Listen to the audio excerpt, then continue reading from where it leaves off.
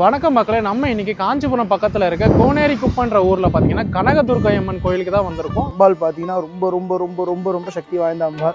அதுவும் இந்த ராகு காலத்தில் அம்பாள் வந்து நம்ம கடை தீபம் போட்டு அம்பாளை சேவிச்சா நம்ம கடை ஃபுல்லாக மனசில் இருக்க குறைகள் சஞ்சனங்கள்லாம் நீங்கி குடும்பம் க்ஷேமமாக மேலுமே நல்லபடியாக எல்லோரும் சௌக்கியமாக சந்தோஷமாக இருக்கும். கனகதுர்க்கை அம்மன் அம்பாளுக்கு பார்த்தீங்கன்னு சொன்னால் செவ்வாய், வெள்ளி, ஞாயிறு வாரத்தில் 3 நாள் விசேஷம். அம்பாளுக்கு 3 நாள் வர ராகுகாலம் ரொம்ப ரொம்ப விசேஷம். அந்த 3 நாளுமே வர ராகுகாலம் ஒரு விசேஷம் சொல்லியிருக்கா பெரியவா. சுயம்பு அம்பாள். இந்த அம்பாள் எப்படி வந்தா அப்படின்னா, ஆதிசங்கரர் வந்து அம்பாள் வந்து கிடைக்கிறா பூமியிலேருந்து. இந்த கோயிலுக்கு நான் வார செவ்வாய்க்கிழமை அந்த ராகு காலத்தில் கோயிலுக்குள்ள விளக்கு போட்டால் நல்லதுன்னுவாங்க. எலுமிச்சம்பழ தீபத்தில் துர்க்கை அம்மனுக்கு ஏற்றுறது வந்து ஸ்பெஷல்ன்றனால துர்க்கை அம்மனுக்கு வந்து எலுமிச்சம்பழத்தில் ஏற்றுறோம். இந்த மாதிரியான விஷயங்களை செய்யாமல் அமைதியாக நிற்கிறதுனால ஒரு பிரயோஜனமும் கிடையாது. இங்கே வந்து காசெல்லாம் மோஸ்ட்டு வாங்க மாட்டாங்க அம்மா. அதுதான் செவ்வாய்க்கிழமை மட்டும்தான் வருவாங்க. வாரம் செவ்வாய்க்கிழமை சாயங்காலம் 6 மணிக்கு வந்துடுவாங்க. இந்த கோவிலில் ராகு கால பூஜை ரொம்ப சிறப்புன்னு சொன்னாங்க. ஞாயிற்றுக்கிழமை செவ்வாய்க்கிழமை ராகு காலத்தில் இந்த பூஜை நடக்குமா? வாங்க இன்னும் இந்த கோவிலில் என்னென்ன சிறப்பு இருக்குது இந்த வீடியோவில் டீட்டெயிலாக பார்க்கலாம். அம்பாள் பார்த்தீங்க அப்படின்னா காஞ்சிபுரத்தில் ஏனாத்தூர் செல்லும் வழியில் கோனேரி குப்பம் என்னும் கிராமத்தில் ஸ்ரீ கனகதுர்க்கை அம்மன் என்று சொல்லக்கூடிய அம்பாளானது இங்கே இப்போ நிர்மாணிக்கப்பட்டு இருக்கிறது. எங்கள் அம்பாள் பார்த்தீங்க அப்படின்னு சொன்னால் கனகதுர்க்கை அம்மன் அம்பாளுக்கு பார்த்தீங்கன்னு சொன்னால் செவ்வாய், வெள்ளி, ஞாயிறு என்று சொல்லக்கூடிய வாரத்தில் 3 நாள் விசேஷம். அம்பாளுக்கு 3 நாள் வர ராகுகாலம் ரொம்ப ரொம்ப விசேஷம். செவ்வாய்க்கிழமை பார்த்தீங்கன்னா 3:04 மத்தியானம். அதே மாதிரி நம்மளோட வெள்ளிக்கிழமை பார்த்தீங்கன்னா காத்தால 10:12.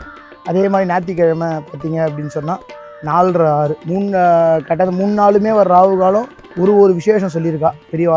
என்ன சொல்லியிருக்கா அப்படின்னு சொன்னால், செவ்வாய்க்கிழமை பார்த்தீங்க அப்படின்னா வியாதிகள்லாம் நீங்கும். இந்த ராகு காலத்தை வந்து தீபம் போட்டு அம்பாளை வந்து சேவிச்சா வியாதிகள்லாம் நீங்கும் அப்படின்னு சொல்லியிருக்கா. இதே வெள்ளிக்கிழமை அப்படின்னு பார்த்தீங்கன்னா தீர்க்க சுமங்கலியாக சௌக்கியமாக இருப்போம் அந்த தீபம் போட்டால் 10:12 அப்படின்னு சொல்லியிருக்கா.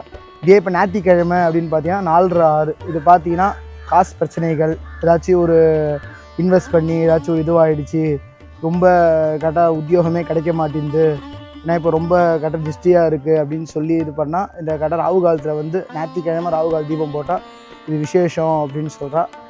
இன்னொன்று சிறப்பு அம்பாளுக்கு பார்த்தீங்க அப்படின்னா, அம்பாளுக்கு 8 ஆயுதங்கள் இருக்குது. ஆனால் அம்பாள் கை 6 கை தான் அம்பாளுக்கு இருக்குது.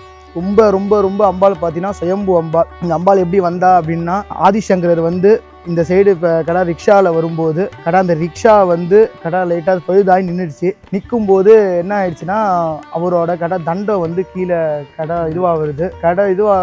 தவறும் போது ஏதோ ஒரு இடத்துல அது அப்படி நிற்கிறது. அது என்னடா இங்கே நிற்கிறது அப்படின்னு சொல்லி ஸ்தபதியெல்லாம் கூப்பிட்டு வந்து பார்க்க சொல்லும்போது, எடுத்து இது பண்ணும்போது பார்த்தா கனகதுர்க்கை அம்மன் சொல்லி அம்பாள் வந்து கிடைக்கிறா பூமியிலேருந்து கிடைக்கும் போது தான் தெரியுது இது அம்பாள் பார்த்தீங்கன்னா பழைய காலத்து அம்பாள், கிட்டத்தட்ட 800 வருஷம் பழமையான அம்பாள் அப்படின்னு சொல்லிட்டு. அம்பாள் பார்த்தீங்கன்னா ரொம்ப ரொம்ப ரொம்ப ரொம்ப ரொம்ப சக்தி வாய்ந்த அம்பாள். அதுவும் இந்த ராகு காலத்தில் அம்பாளை வந்து நம்ம தீபம் போட்டு அம்பாளை சேவிச்சா நம்ம ஃபுல்லாக மனசில் இருக்க குறைகள் சஞ்சனங்கள்லாம் நீங்கி குடும்பம் க்ஷேமமாக மேலுமே நல்லபடியாக எல்லோரும் சௌக்கியமாக சந்தோஷமாக இருக்கும். நன்றி. முதல்ல பார்த்தீங்கன்னா இஷ்ட சித்தி விநாயகர் கோவில் இருக்குங்க. பக்கத்துலேயே பார்த்தீங்கன்னா விளக்கு மண்டபம் இருக்குது.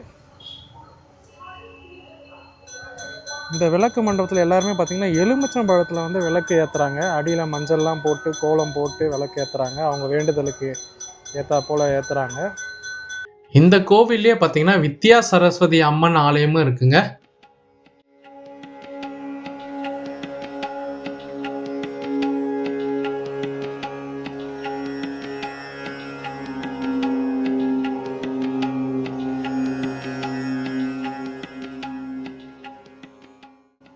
பக்கத்துலேயே பார்த்தீங்கன்னா நவகிரக மண்டபமும் இருக்குது.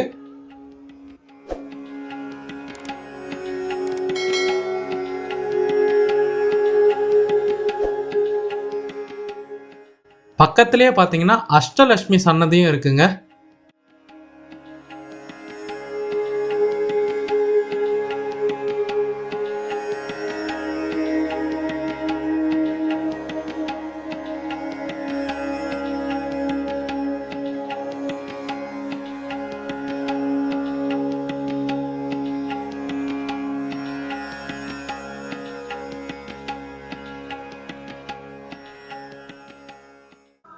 இந்த கோவிலில் இருக்கிற கடைகள்லேயே பார்த்தீங்கன்னா எலுமிச்சம்பழம், பூ, தேங்காய் எல்லாமே விற்கிறாங்க. இங்கே புளியோதரையும் கிடைக்குமா, ரொம்ப டேஸ்ட்டாக இருக்கும்னு சொல்லியிருந்தாங்க.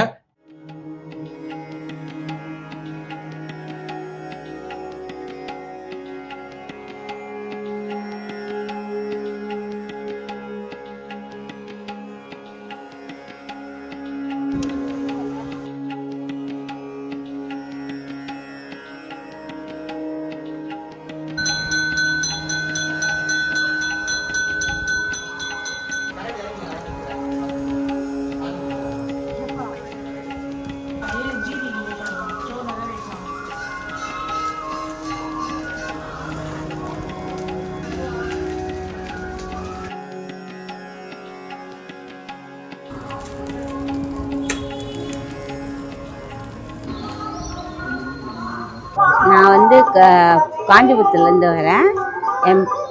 இந்த கோயிலுக்கு நான் வாரம் செவ்வாய்க்கிழமை அந்த ராகு காலத்தில் கோயிலுக்குள்ள விளக்கு போட்டால் நல்லதுன்னுவாங்க. ராகு கேது பயிற்சி ஆரம்பிக்கிறதுனால ராகு காலத்தில் நான் 3-4 கோயிலில் விளக்கு போட்டால் நல்லது, துர்க்கை அம்மனுக்கு விளக்கு போட்டு நல்லதுன்னு சொல்லுவாங்க. அதுக்காக இந்த கோயிலுக்கு வாரமான நான் வருவேன்.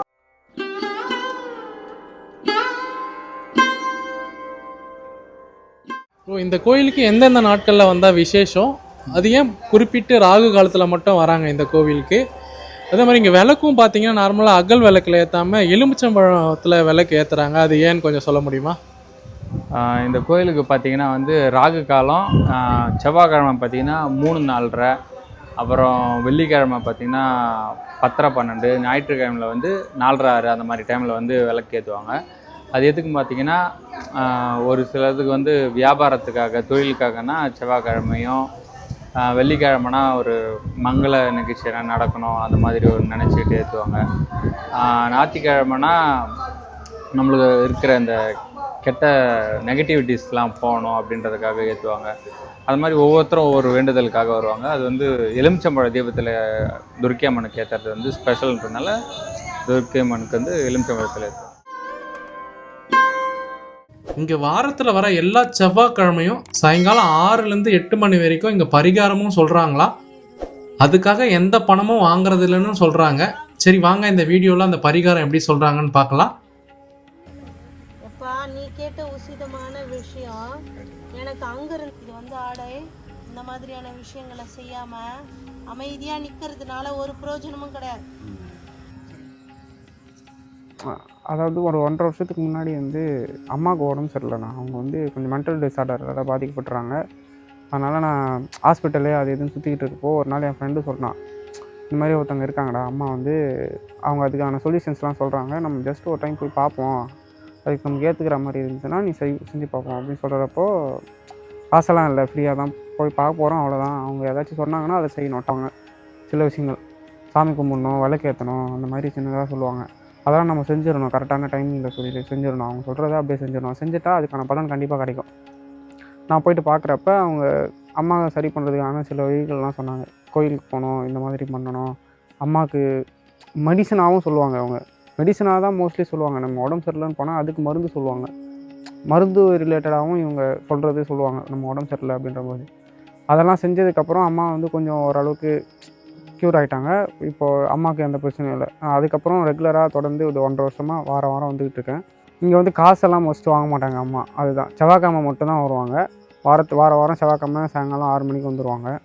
6 மணிலேருந்து 8-9 மணி வரைக்கும் சொல்லுவாங்க. காசெல்லாம் வாங்க மாட்டாங்க. அவங்க தேவை கேட்குறது வந்து என்ன கேட்பாங்கன்னா, ஒரு மரம் பூ கேட்பாங்க, இங்கே முடி கேட்கறதுக்காக எலுமிச்சம்பழம், கற்பூரம் ஏற்றணும், அவ்வளோதான். வளையல் கேட்பாங்க சம்டைம்ஸ், அவ்வளோதான்.